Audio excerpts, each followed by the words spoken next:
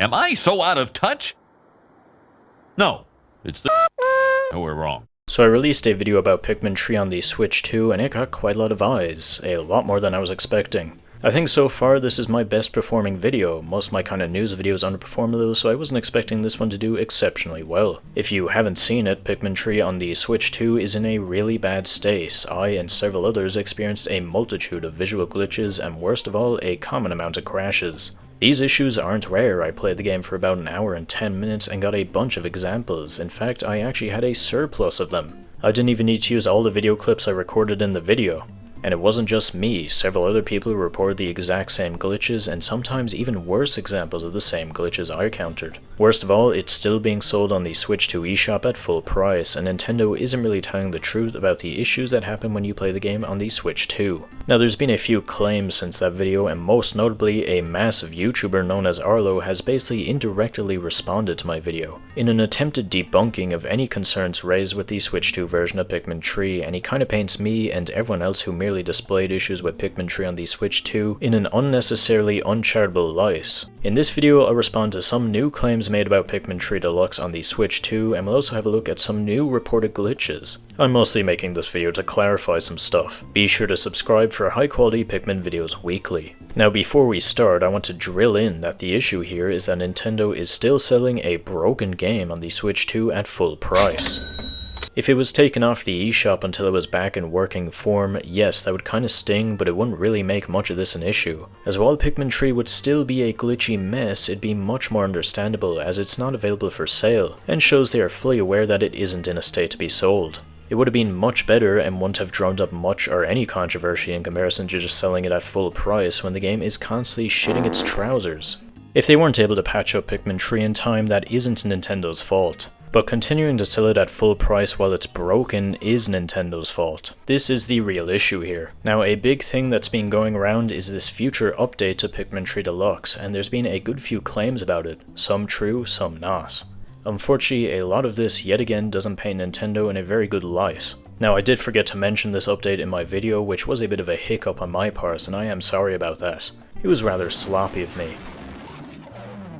Basically, on this backwards compatibility PDF that can be accessed on Nintendo's website, and as a bit of a tidbit on the Game Switch 2 eShop page, it mentions the issue of screen flickering, stating, "The screen flickers during certain parts of the game, such as the scenes at the start and end of the day. We are planning to fix this shortly." The biggest claim I heard is that Nintendo had addressed every single issue, but that isn't the case, as they've only addressed the screen flickering. A good few people also use this mere mention of a potential update, which hasn't addressed most of the issues and doesn't even have a date yet, as just an immediate trump card that makes any criticism lobbied towards the Switch 2 version of Pikmin 3 completely mute. This is basically a way of just hand-waving away most of the issues here. It's good to know they intend to fix some of the issues, but that doesn't merely excuse them from selling a broken game at full price. Imagine if you went to a Subway, your favorite Subway that had recently moved locations, and you purchased your favorite sandwich. Now instead of passing you that delicious sandwich, they pass you the fucking Sloppinator 3000 with flies coming out of it. And when you went to complain, they said, sorry, we'll get you a better one in the near future. Would you be a satisfied customer, and would that make the Sloppinator 3000 with flies acceptable? No. It's also clear Nintendo seems to be pretty disingenuous about their claims. Pikmin 3 is marked as supported on the Switch 2 eShop, and that's the same rating as Pikmin 4, which has no known issues. People said that Pikmin 3 isn't a compatible Switch 1 game, but Nintendo sure seems to think it is, and even if they didn't, it shouldn't be getting sold on the Switch 2 eShop.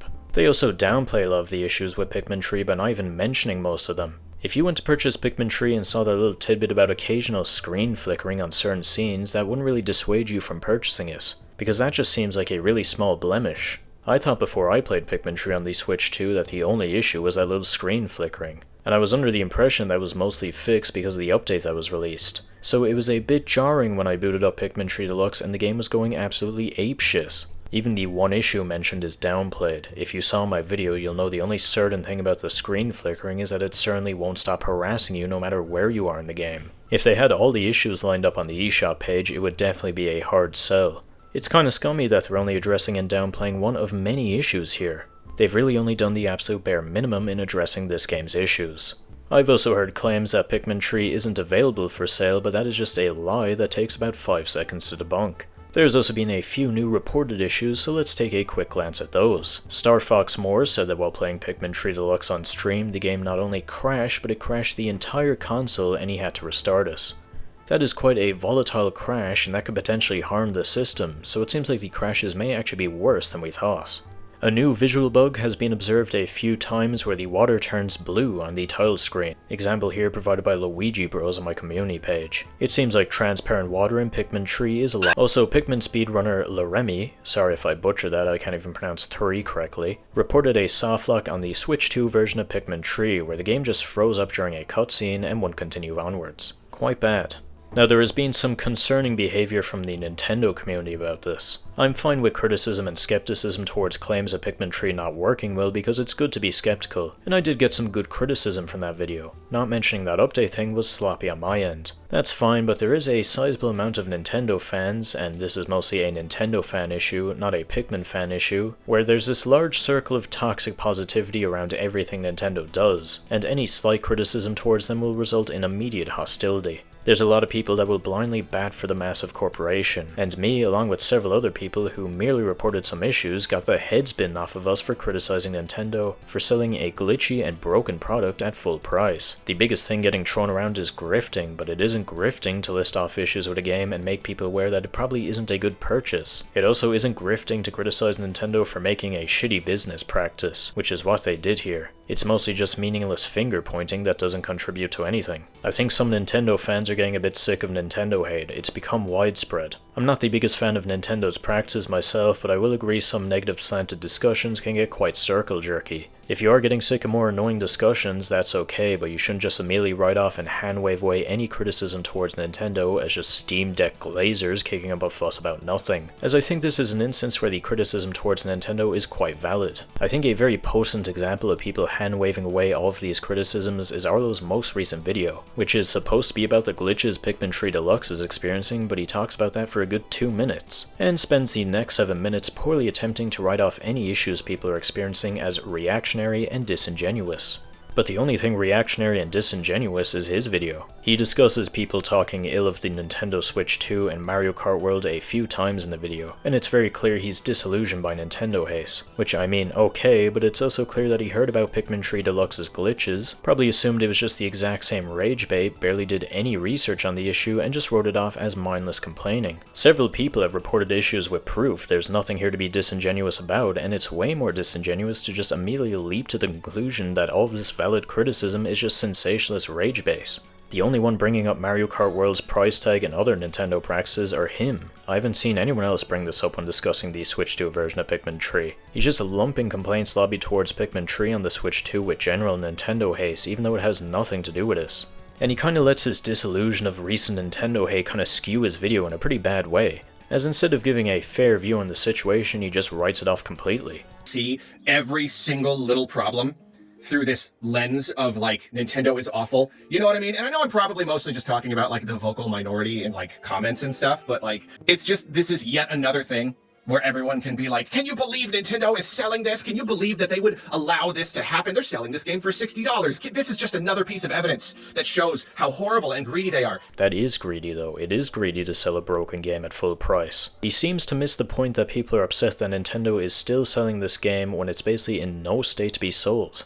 He very conveniently veers around the fact that Nintendo is selling this game for $60. The only time he brings it up was with that clip I just played, where he's strawmanning as an irrational, angry Nintendo fan who wants to blow up their headquarters. And for him saying that the criticisms towards Pikmin 3 are pretty disingenuous, it's actually pretty disingenuous to exclude one of the main concerns with this. He also pulls up the update trump card, yet again, as mentioned earlier, does not write off all the criticism either, as the game is still being sold and this update hasn't even addressed most of the issues, which he admits. He only takes jabs at the Pikmin community here and doesn't even give the slightest amount of grief to Nintendo in this video, even though this whole situation is basically their fault. If Nintendo just took it off the eShop until it was better again, none of this would have happened, yet Arlo for the entire video acts like the Pikmin community is just pulling complaints out of their ass just to have something to whine about. He says he isn't trying to bootlick Nintendo or bat for the big corporation, but that's just what he is doing. Because in the video he wrote off the criticisms as reactionary, the comment section is full of people who immediately dismiss any complaints lobbied towards Pikmin 3 as minute nitpicking and that it's another case of online grifting. Arlo said he was trying to give a level-headed response, but all it seems he did was mislead people into thinking that the Pikmin community was full of grifters. There were very valid criticisms lobbied towards Nintendo here, yet Arlo doesn't seem interested in hearing it, and because he just writes off immediately, he seems to have led a lot of people to just believe that this situation is just a bunch of chuds getting upset that Pikmin Tree dropped a frame once. His video is also kind of an indirect response to my video, as he does use quotes directly pulled from my video. Notably, these were featured in news headlines, so I think he's just basing his view on this situation off of news articles instead of digging much deeper, which isn't really a good sign. He only seemed to base his view off the situation off of those headlines and probably a brief view of the article, along with him doing a short session in Pikmin Tree where he played for about an hour. He said he didn't see any of the issues here, but then he says he experienced several graphical glitches and a game crash, which is pretty bad actually. It's very clear he didn't look at anyone else's reports, which is what I did for a bigger picture.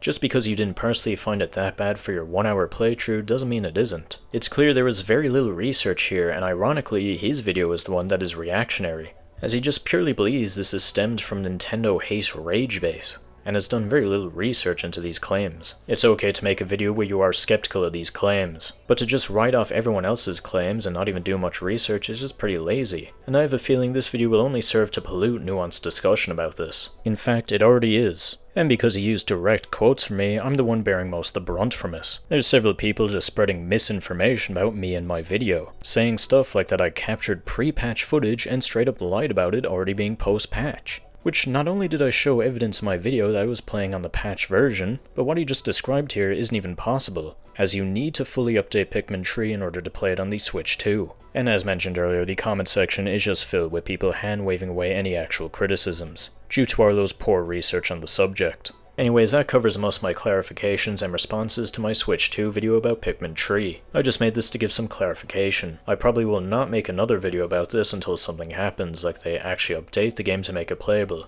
Or who knows, maybe they'll make an update that makes things worse. Hopefully that update comes out soon, or they take it off the eShop for the Switch 2 momentarily, as the glitches seem to be getting worse as reports roll in. If you enjoyed this video, be sure to subscribe or else the screen flickering demon will come visit you at 3 AM.